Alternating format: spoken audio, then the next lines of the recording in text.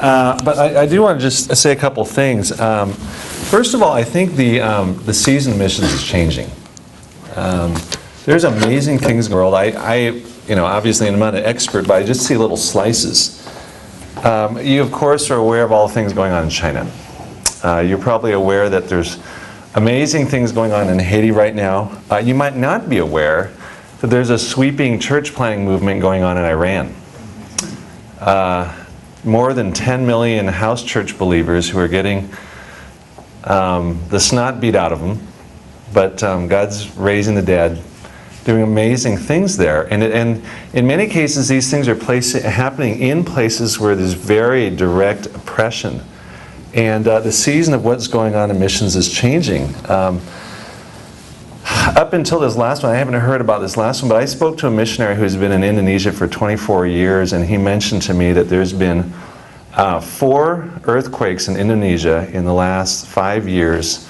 And every single one of them, starting with Banda Aceh, have been at the very epicenters of where the hardest places in Indonesia, which is the largest Muslim country in the world, are.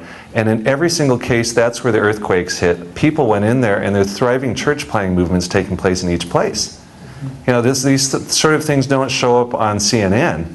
But I just believe that we're in a time and season where things are just changing in amazing ways. My wife was in Sri Lanka right after the tsunami, and they were praying, of course, over the land and just asking God to come and do some different things. And I was speaking at a perspectives course not long ago, and I ran into a woman who was a Sri Lankan. So I asked her what she was doing, and she says, well, my husband and I just came back from a scouting trip in Sri Lanka. And I said, oh, so what happened? She said, well, we went over there trying to figure out if we should go back to Sri Lanka as missionaries to do church planting. And I said, and? She said, well, we spent 8 or 10 days traveling around from district to district, and there's so much stuff going on, we realized God doesn't need us. I said, what? She said, we went from district to district and found out that there's revival going on all throughout the place, and there's many, many places where there's district by district and village by village maps about where they want to plant churches. And I said, well, when did this all take place? She says, right after the tsunami.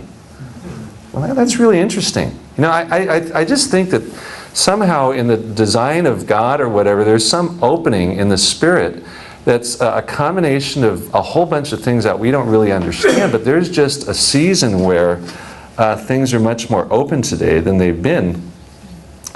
So I think the season of missions is changing.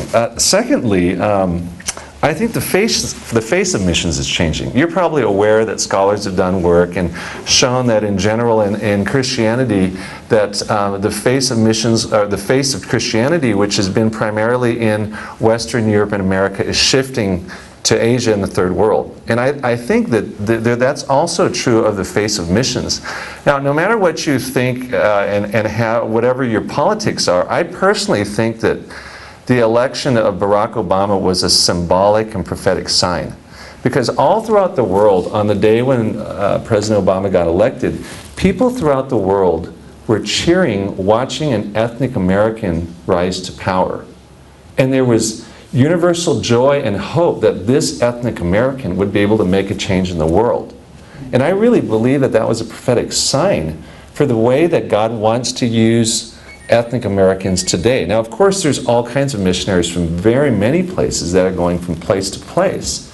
But I think it's very important for us as ethnic Americans here to realize there is a specific call and a place for us to be involved today in the ways in which God's equipped us to be able to function and get right into the very things that God's doing today. I think the next thing is that the equipping and mission training structures for missions are changing too, because the world's changing so fast. I'm just a pastor of a local church, but it seems to me like things are changing quite a bit, and as a result, everybody's having to put their thinking caps on. None of us has a big picture of what's going on, because there's so many things happening in the world, there's so many things happening on the academic front, there's things happening with kids and culture, and as a result, I think there's a new need for churches and for young people and for missiologists and pastors to put their heads together. Because I think we just aren't able to really see our way through things very clearly. And you know, I think that the need for consultation and dialogue so that we get a bigger picture and perspective of what's going on is crucial. And I also think that, you know, in this kind of global, fast-paced, changing world, what's necessary for young people to be able to make it on the field needs to be a change too. The old structures of training may not exactly work.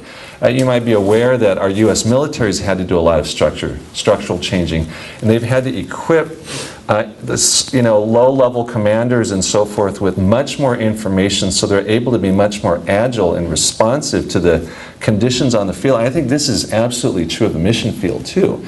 And so, you know, how we are able to come alongside our young people and help them understand their calling, how to work their character things through, how to get them in community that's helpful for them, and how to give them the right sorts of competencies so they're able to be responsive in the world we live in, I think is a real challenge. You know, at the last PFN, I spoke on this whole Pax Americana thing, and I've been on this for a while, you know. And I was at WCC in 2004 speaking on this thing, and God asked me a question. You know, that's rather an odd thing to happen when you're speaking, but God asked me, do you really believe this? And I said, well, yes, you know. And then I felt like God challenged me. He said, well, I thought the structures and the churches and that, I don't see how that's going to take place. And that was 6 years ago. And so I just said, well, I'll do whatever I can, and I'm going to pray. And, you know, I have to say that I think there's something about that and this that are connected in ways I don't exactly understand. But I didn't see the possibilities for 1,000 Asian Americans from the West Coast being trained and equipped and sent out back then, but it seems to me like things are different today.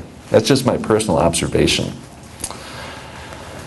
So I just am really excited by what's going on here, and it's just one of these things that, you know, as we're involved in ministry, there's times when we labor, right? And then there's a little return, and other times where you just sort of feel like you're on a surfboard and the water begins to swell underneath you.